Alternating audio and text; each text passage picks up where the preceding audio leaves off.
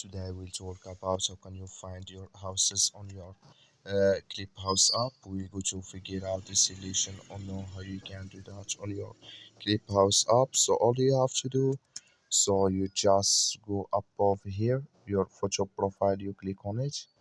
When you just click on it, it's going to take you to this list here. So then all you have to do, you just click here on settings.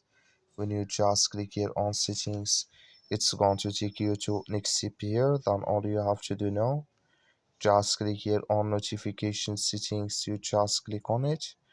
When you just click on it here, it's going to take you to this list here. Come here to your houses.